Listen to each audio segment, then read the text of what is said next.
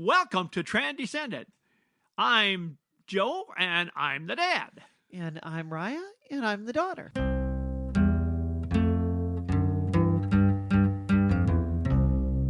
Today's, we are going to be following up on last week's podcast. It's a tie-in from last time, and we're going to be talking about 7 behaviors that show meaningful acceptance. The fact that we don't want to minimize how difficult it is.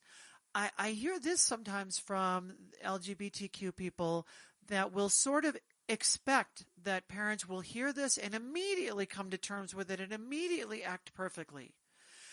I remember when I told somebody how much of a struggle mom was going through, coming to terms with me, and the person said, well, why can't she just accept you how you are? And I said, well, she is accepting me, but it's difficult for her to come to terms with this. And the person was not, she did not have a lot of understanding or compassion for what mom was going through. And I had to stop and say, look, gender matters.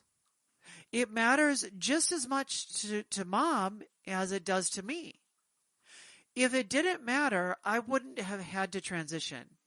But the very fact that I had to transition was the very thing that was making it difficult for mom. That, of course, she wanted me to be the person that that I grew up as. I wanted to be the person that I grew up as, and I wish that I could have. But I couldn't. I couldn't continue on that way any longer. And I think that we need to recognize that parents need some grace here as well. And we need to cut some slack as well. There's a lot of processing that needs to happen. Most of that processing probably needs to happen with other people and not necessarily in front of the children themselves, because there's a whole series of emotions, and those emotions, as you're dealing with those emotions, those can end up coming back and being hurtful to the child as well. So make sure, I would say, as a parent, to find somebody that you trust and that you can talk to about it so that you can process and go through these feelings. Because if you don't have feelings or emotions, you're probably not fully recognizing what's going on. So I think sometimes when something like this happens, at least this is one thing that mom used to say. She said it's sort of like coming to terms with terminal illness. First, it's all denial, and then it's I'm going to fight this, or I'm going to work through this or something else, and then it is whatever the next thing is. Right, bargaining, I think, is in there. Yes, it is. And then maybe you could just do this behind closed doors, or that kind of thing, and then eventually you come to acceptance. And I had that too, but not in a way that I vocalized it. But the thing for me that was most difficult was telling other people. I think that's pretty common. I think so. I don't want to tell anybody. And so you keep it quiet for a while. And I can remember the first person I told was a friend of mine who, from Wisconsin here, who was visiting us in our winter home in Texas. And that was the first person I shared it with. Who was that? Is that someone I know? From Door County, Steve. Oh, Steve, yeah. And that was the first person I told. And of course, then we told close friends of the family, like Fred and Mary. And people but it was just a little at a time. I didn't stand up at the Rotary Club and announce with a happy dollar, hey, guess what? Really? Why not? I didn't have that many happy dollars. I remember a time with my son Wesley that we had gotten into a big argument, and he was right in the midst of those teenage years where he was angry oftentimes, and he just had a lot of difficulties that he was going through. And I remember he stormed off to his room and, he slammed the door and he was not going to come out. And about 15 minutes later, he came back out and he said, the way that I behaved was not right, and I'm really sorry. I shouldn't have behaved that way. And I thought to myself, why he did that is he saw us model that same behavior. That there were plenty of times where we would have fights and I would come back later on and say, you know what, I didn't handle that right. Or when Diana would come back and say, I didn't handle that right and I should have handled that differently.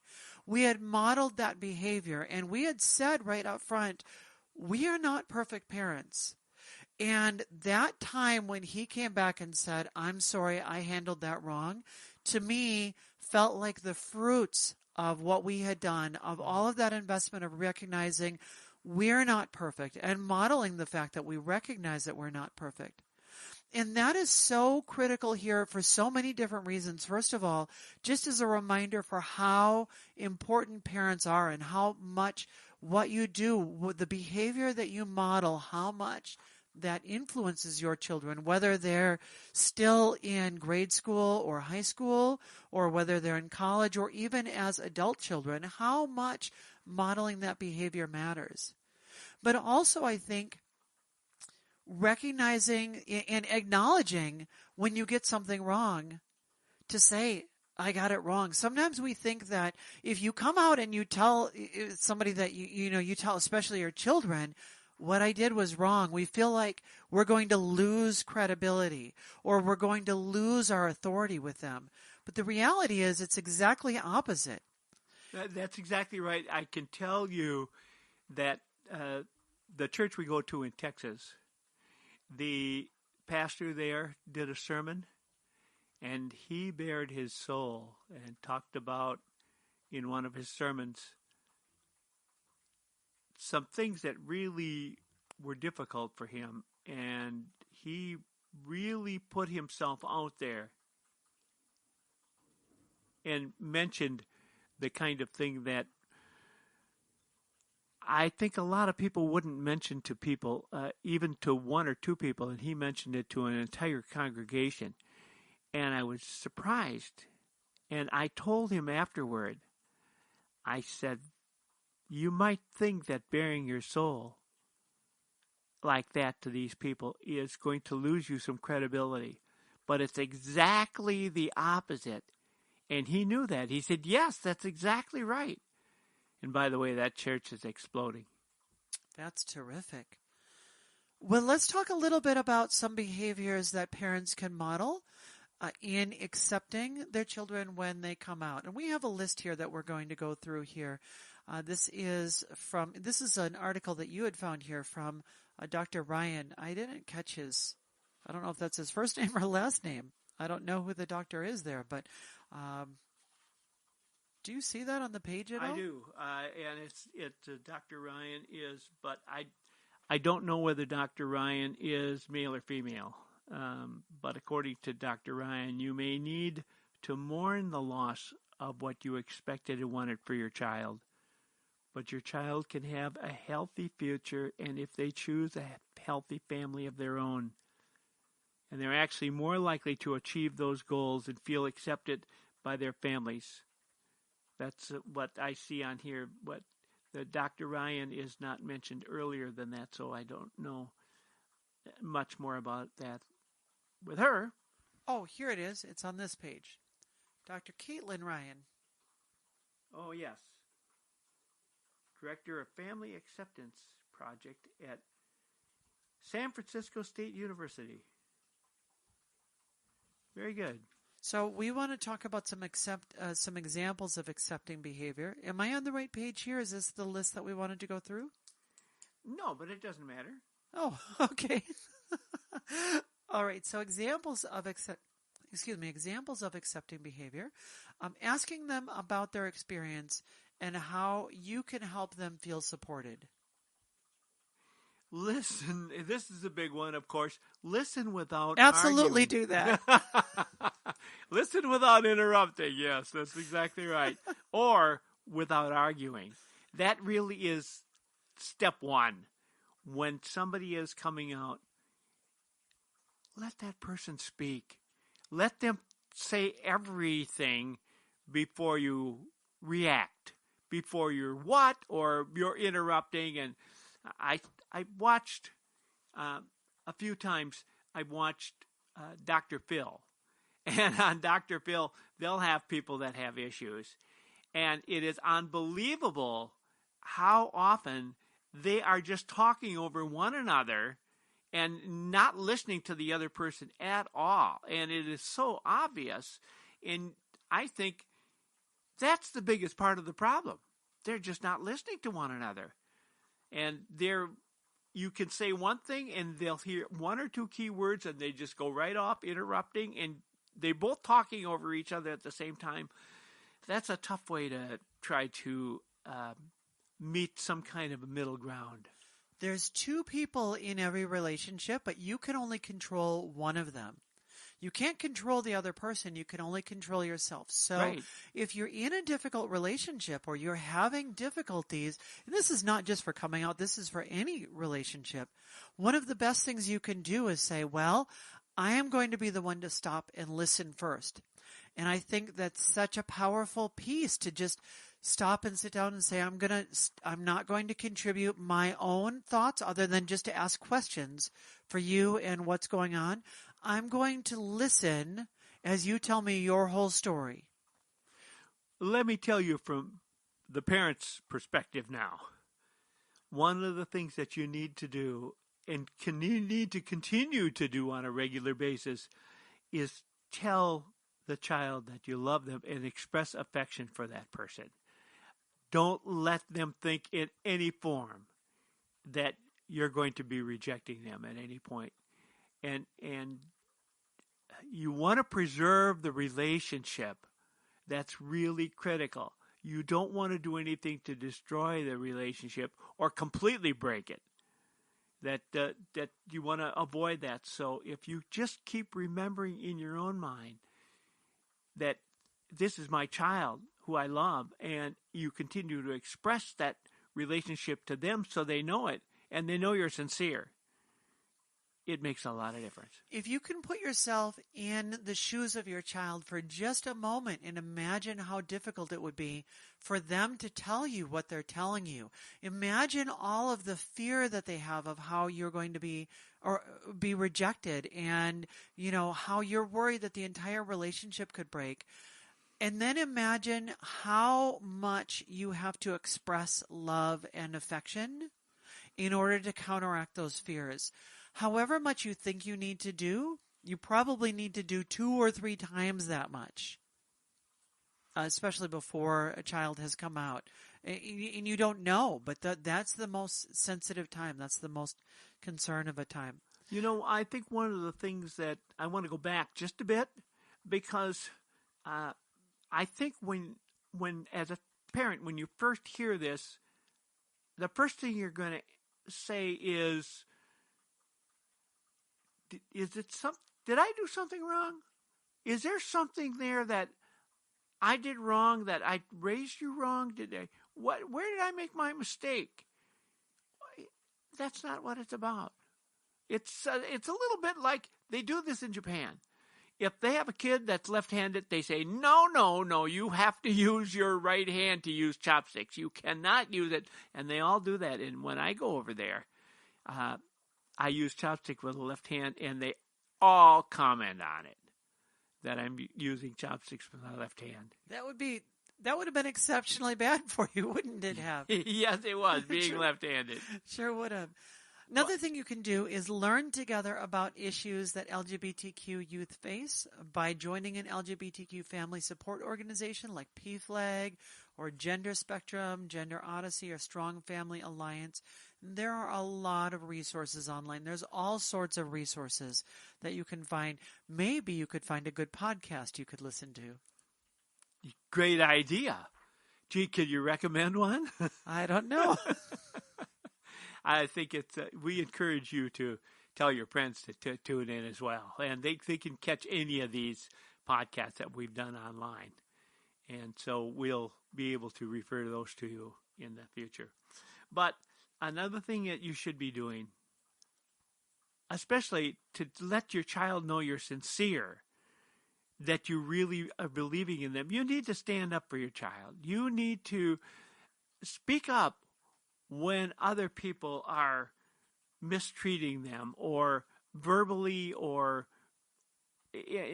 physically, or any way, and you need to stand up for them. That's our responsibility. It's our responsibility to we want to raise happy children, and that's not going to contribute to their happiness when people are doing that. That's a critical thing. Mm-hmm.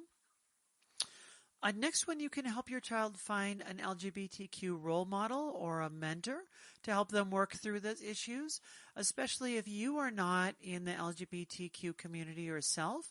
There's going to be a lot of issues that you're not going to know how to address or how to deal with. If your child comes out as trans, you maybe want to see if you can find an older trans person that you trust and that you respect that can help them work through different issues. I have a friend that I helped her work through her transition early on. She was in her early 20s at the time. Now she's in her late 20s. But I really helped her through. I'm about the same age as her mom, but we became very good friends because I helped her through her transition. And it was really, really, it was a critical time for her. And that was such a good relationship, really, for both of us as we had that mentor relationship. One of the things that's on this list is you should be challenging people who are making homophobic comments or LGBTQ comments that are inappropriate. But I'll tell you what, that's hard for me. I should be challenging those people, but I don't. And for me, it's like challenging someone with a different political viewpoint. And they see it all from one side, and I tend to be on the other side. I think it's better for me often not to say anything. Now, that isn't what the book says. The book says we ought to challenge. And yes, I should, but it's a lot easier for me to let it go. But a lot of people will not only just, okay, let it go is as far as I'm getting at this point, but in the past, I would have joined in. I don't join in. I don't join in. I don't condone. I don't laugh at it. Unless it's really funny. No, I don't. I try not to show support of those kind of comments, but I don't challenge them. You got comments about that? I think so. And it is hard, especially I think for you and I, we both are that way. I'm a little more open to challenging people when it needs to happen, but not much more. I think I learned really from you that it's much better to try to find commonalities with people rather than to stand up and emphasize your differences. But there is a time and a place for it. And they do say in studying people that have changed their viewpoints on things, one of the most critical things that can happen to change somebody's viewpoint is when somebody that they respect just makes a little comment.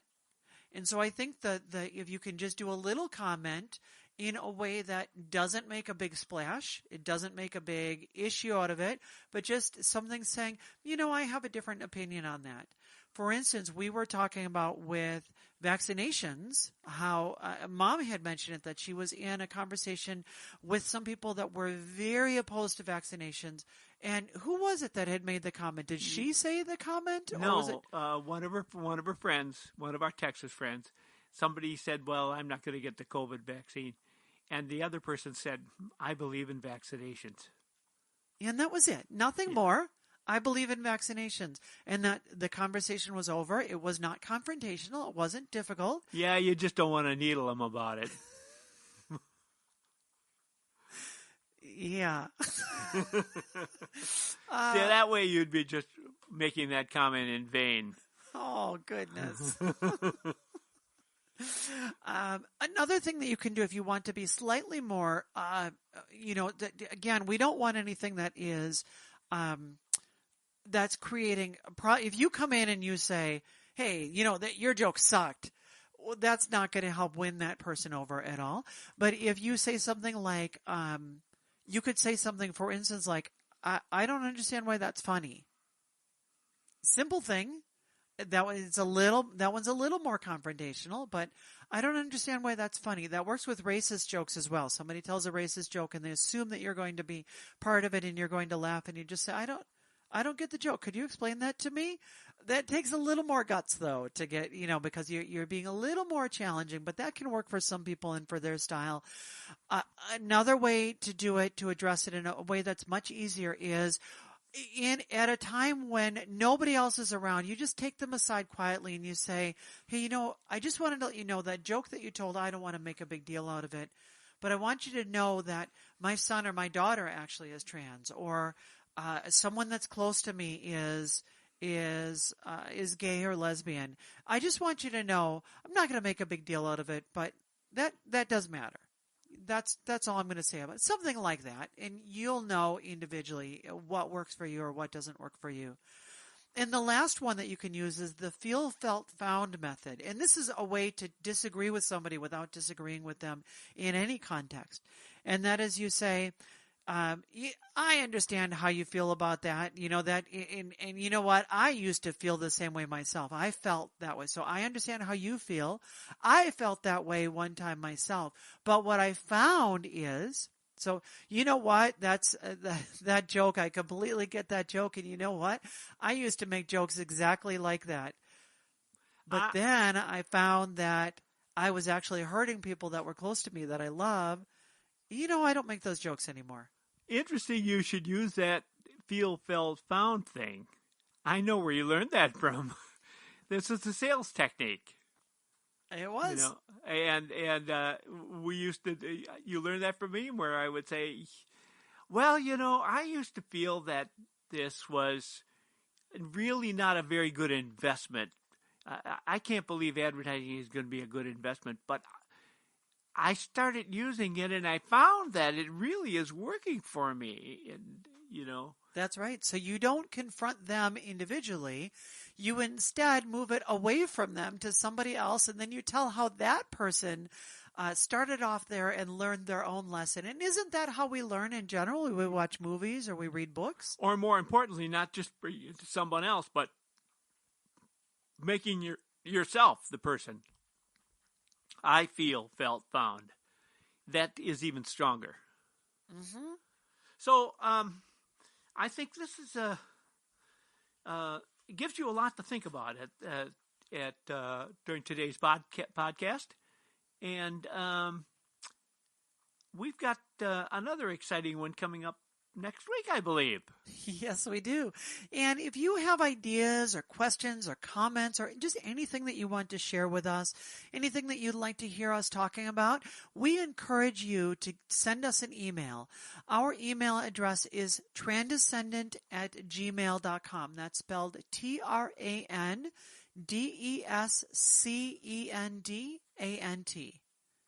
Is that right? It's right.